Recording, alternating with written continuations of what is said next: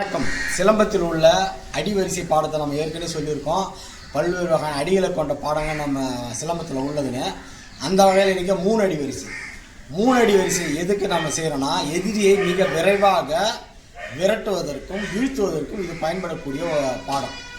1 2 3 அப்படின்ற 3 அடிகளை செய்கிறதுக்குள்ளே எதிரி நம்ம அடிக்கணும்.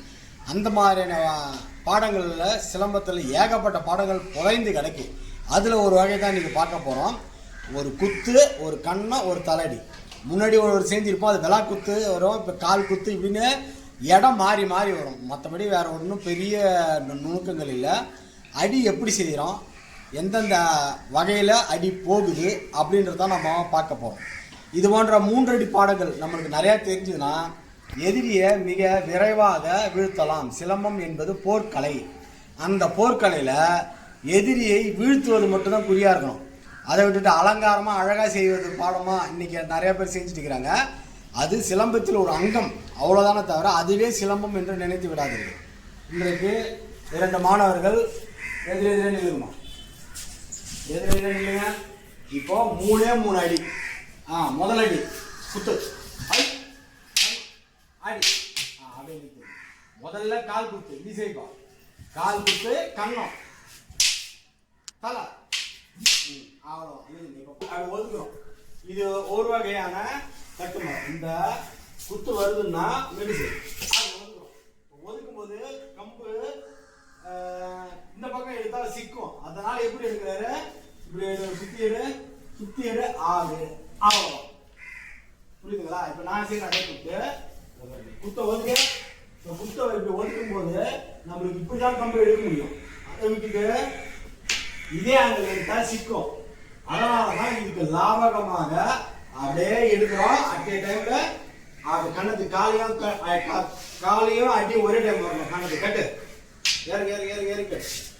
இப்ப அடுத்தடி ஏற்றி வச்சு தலைடி அப்படி தலைக்கு வரும்.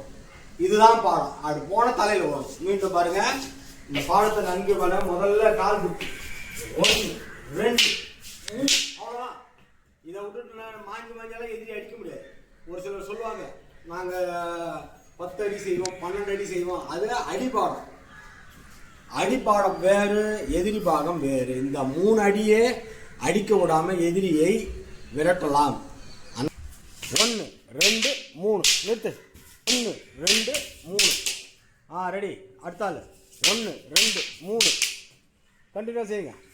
1 2 3 1 2 3.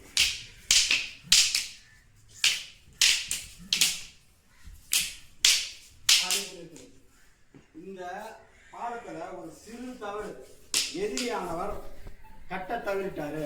அதாவது தலைக்கு வரக்கூடிய அடியை கட்ட தவிர்த்தாருன்னா கண்டிப்பா அவர் தலையை தாக்கிவிடும் இந்த சிலம்பம். புரியுதுங்களா? அதற்கு தான் நம்ம என்ன பண்றோம், தூக்கி தலையடி அடிப்போம், இறங்கணும். புரியுதுங்களா?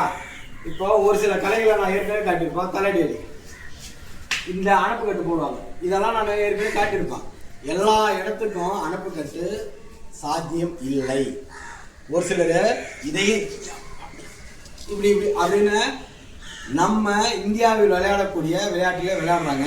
அவர்களுக்கு அந்த கலை ஒஸ்தியா இருக்கலாம். அணப்பு கட்டு இப்படியே பொல்வாடிக்கிற பாருங்க. எப்படியே ஆடி ஊரா சர்க்கிள் கொடுத்தோம்னா அடி ஊந்துடும். இதே பொறுமையாக அடிச்சு காட்டுறோம். இப்போ ஒரு கையில் கட்டுவோம், இந்த அந்த கையில் கட்டும். எப்படியே அது குத்த முடிச்சு கையை பதம் பார்த்துங்க. இந்த அணப்பு கட்டு என்பது எல்லா நேரத்திலையும் பயன்படுத்தக்கூடாது. புரியுதுங்களா? அணப்பு கட்டுறா ஒருத்தன் கட்டுறான்னா நம்ம கையிலே பார்த்து அடிக்கணும். சிலம்பம்னா